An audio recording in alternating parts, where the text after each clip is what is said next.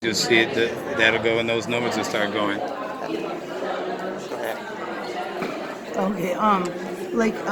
So if you're maternal and you still, as a woman, have your female calling, okay? You don't have free running water. You're begging to get into a restroom. They're profiling you as homeless, so it's a no-go. Or they're a purchase policy prior. For whatever reason, you're turned away. We've got the parks have bathrooms with free running water, but they're all closed for the season.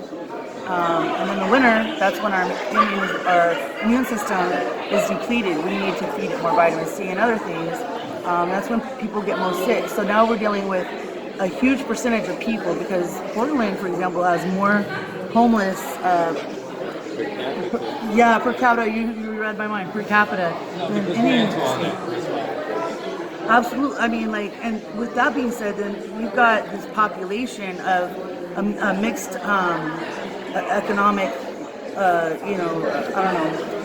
There's just going to be like a lot of people all sharing the same common things, like at grocery stores, grocery carts, any button, handle, switch, anything that could be for the community. And now you've got people that can't be clean as they'd like to be. And the porta potties, most of them are locked, and then you have sanitizer sometimes, but the simple fact is they're hard to find. They're far and few between, and that's still not free running water. You take for example, there's a lot of stories. Everybody has their own story out here. You take somebody that's been shot out here. I have a couple friends like that, and now they're mending their own wound for whatever reason. They don't want to go to the hospital or even the aftercare, and so they're trying to mend this wound. Probably because they don't get treated like humans, right? Yeah, people are very desensitized when they realize that you're not on their level financially or in that bracket, that income bracket.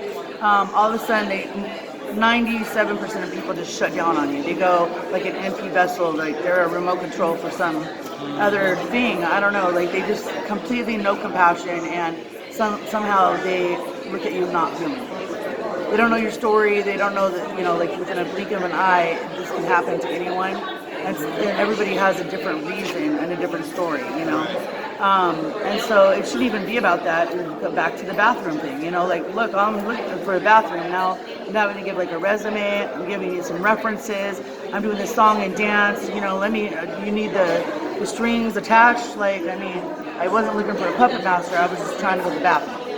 But like to clean a wound or feminine hygiene, to use the restroom in general. And if you finally find one, half the time, like they're knocking on the door, in a short period of time to exit stage left because they already feel like they have a power over you, And that's just to use the restroom. That's like none of the other stuff that goes with it, And so I just feel like Portland would really do better.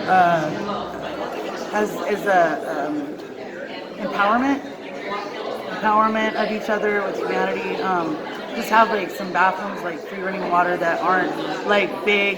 When you give something away, you're not there to push somebody to tell their story. You're not there to push your story on them. You're not there to sacrifice their time on any level, and it shouldn't be about the thank yous or the I get to tell everybody what I done did later. It's supposed to be from your heart. That's the only way that it really is what it's supposed to be. Thank you for saying that.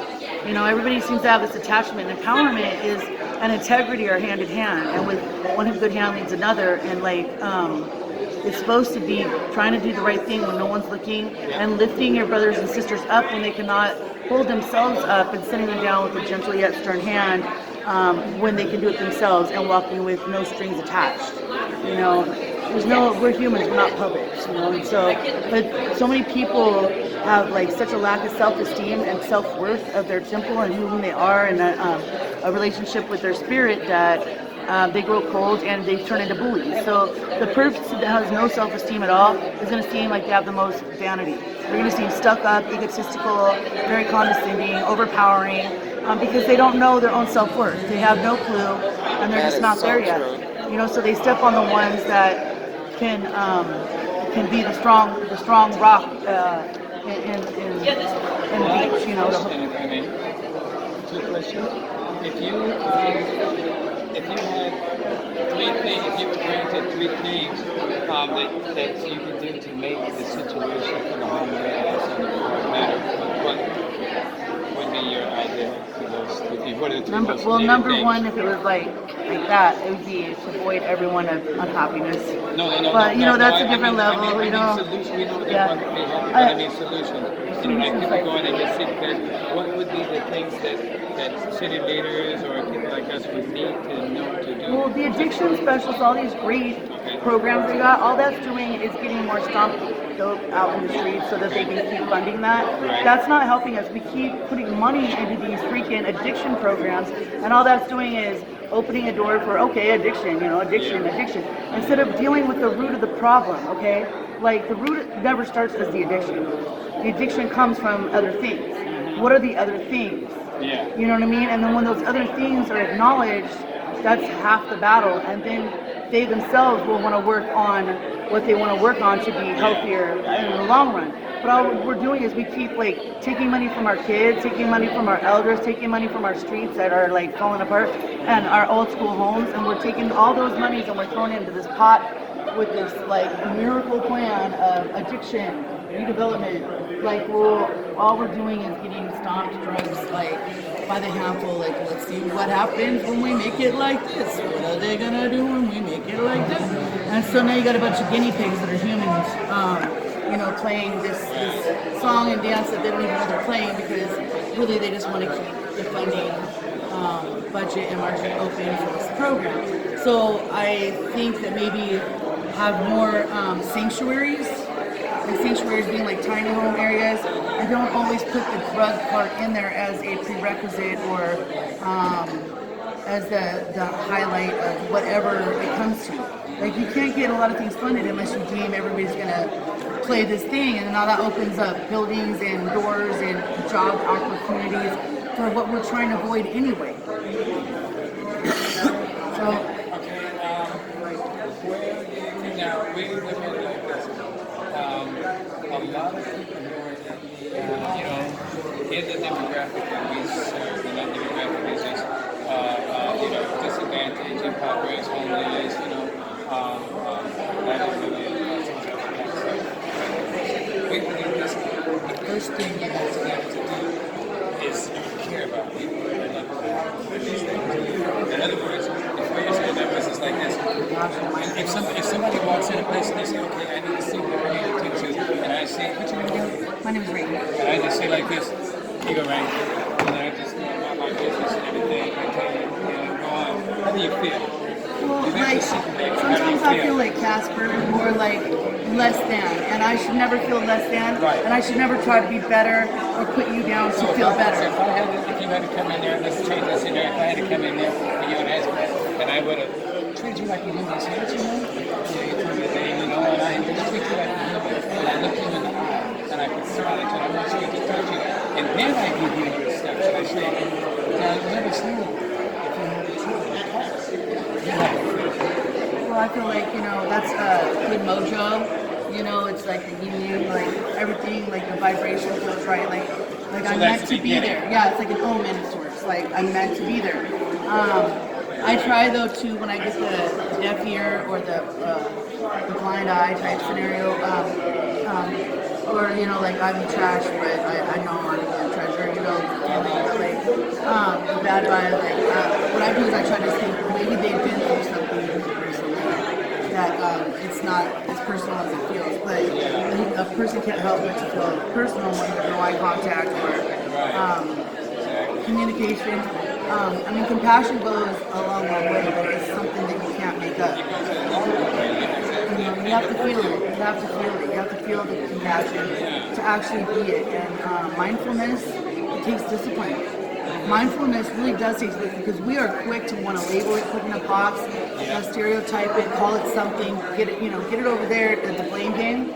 But mindfulness takes discipline, and you have to sit down and really look inside yourself.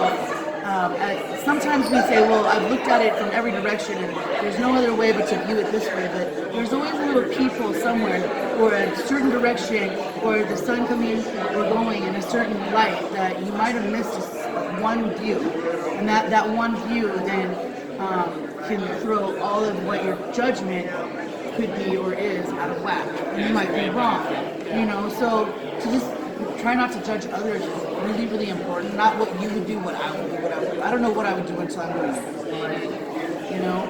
And then you just have the ethical code of unwritten rules of, you know, what you should know, like, you know, just normal stuff, like you don't pick on the vulnerable, you don't come up off the weak, you know, you don't bite the hand that feeds you. Because you do that, you're not gonna have a plate to go to. I mean, it's a simple fact, you know. I feel like we were given an empty cup. It's not half empty, half full scenario. It's just when I sit down with my decapitation this last one, I had a couple out of body experiences, or an actual factual sit down, or even a dream, if you will, with all respect. But like we're given an empty glass when we have a sit down, when we come here and to this earth, Mother Gaia, and like we can put whatever we want in that empty glass. Only we can. No one can taint it. No one can do anything to it but us.